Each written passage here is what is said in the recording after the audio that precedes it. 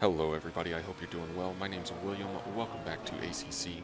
Today we have a setup for you in the Lexus RCF GT3 around Silverstone.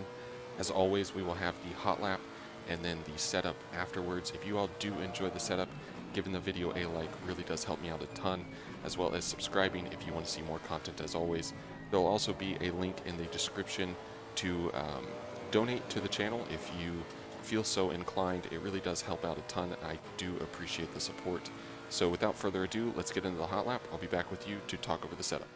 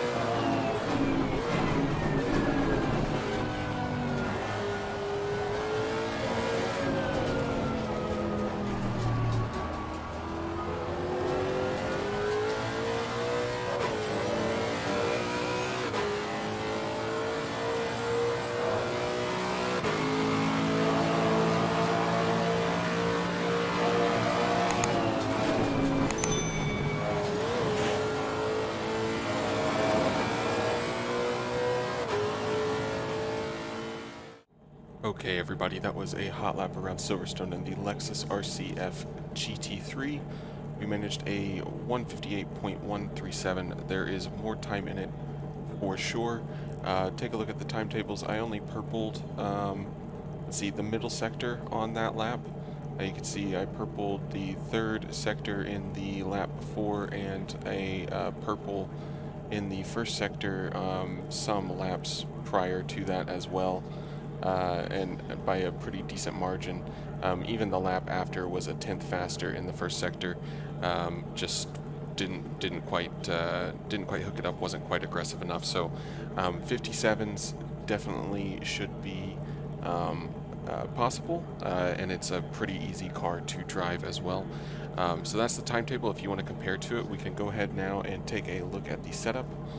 I did start with the aggressive preset, which I will say was pretty darn good in this car once you got your tire pressure set appropriately. Okay, we'll take a look at the setup here, starting with the tires page. You're aiming for about 27.5 psi when the tires are hot, so you're going to need to adjust those starting pressures to make sure they're in that window. The left side tires take the majority of the punishment around this track, so they're going to build pressure and temperature more than the right sides. So you just need to make sure that the right sides aren't under pressure and the left sides aren't going up above about 28 psi or so, and just make sure that they're in a good operating range. It really does affect performance quite a lot. A couple adjustments you can make here for balance.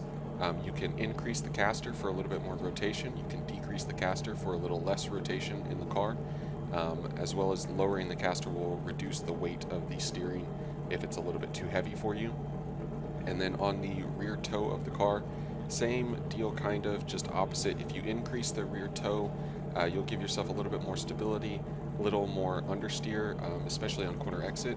And if you lower it down, the car will be a little bit more oversteery, a little bit freer on corner exit, a couple adjustments there for you. Alright, the electronics page, not much to talk about here. I wound up using TC on 3 and ABS on 3. These are tools you should play with to find whatever works the best for you, whatever works the best for your track conditions. Definitely do play with these. The higher the number, the more support you'll have from them. The lower the number, the less they interfere. And it's just about finding the balance of what's comfortable for you. So play with these depending on your conditions.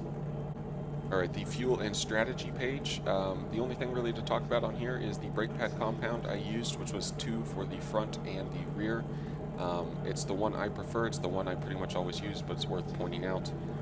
If you are going for a quali set out of this, you could attempt to put it down to brake pad compound 1 and see if it helps you out, but I typically prefer 2, so that's what I ran. Onto the mechanical grip side of things, I increased the bump stop rate on the front to keep the nose in check under heavy braking and a couple of the curbs around the track.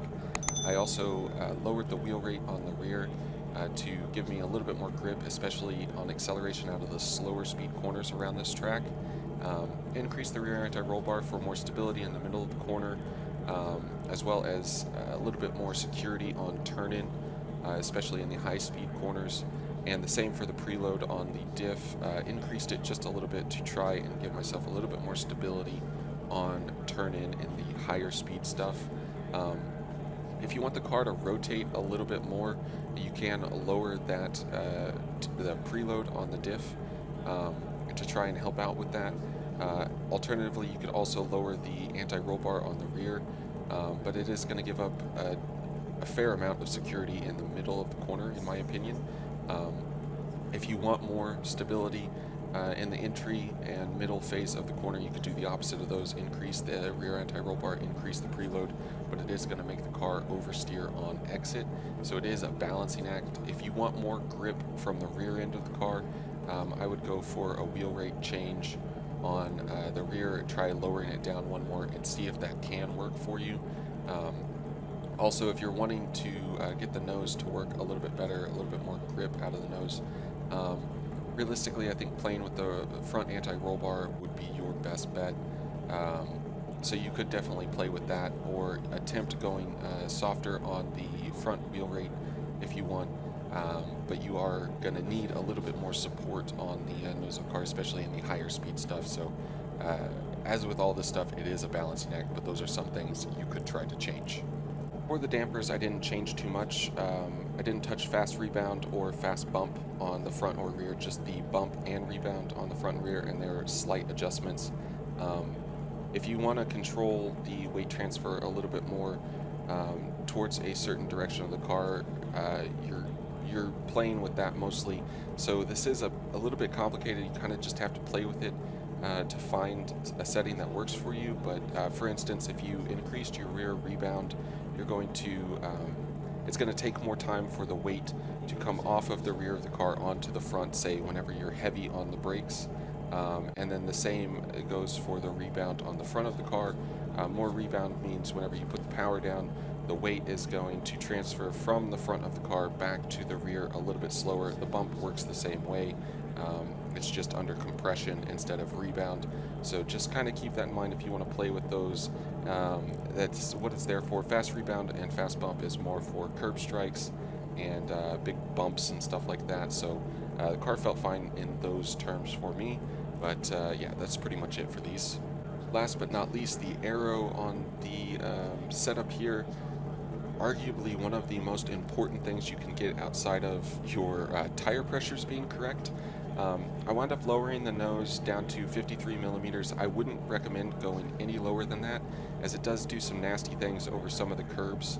You can make the car stiffer to maybe try and get around that, but 53 is what I settled on. And then on the rear of the car, 82 millimeters with 12 wing. That's what I preferred. Now then, some adjustments you can make to alter the balance. If the car is too free for you, if it has too much oversteer in it, increasing the rear wing will induce more understeer. Decreasing the rear ride height will induce more understeer. And also increasing the front ride height will induce more understeer. So those are things you can do to kind of make the car maybe a little less pointy if it's too pointy for you. It's too much on the nose. On the other end of the spectrum, if you want the car to be pointier, you could lower the front. Like I said, I wouldn't necessarily recommend that. You can increase the rear ride height to put more of the downforce on the front of the car, or you can lower the rear wing. And these adjustments do not typically need to be big. You're talking about 1 millimeter, 2 millimeters, and you can definitely notice a difference. One click of wing, you can definitely notice a difference, and it will change the balance around. So play with that. If you're not happy with the balance, this would be where I would start first, just because people do have different preferences. So I hope you all do enjoy the setup. Thank you so much for watching, and hopefully I'll catch you on the next one. Bye bye.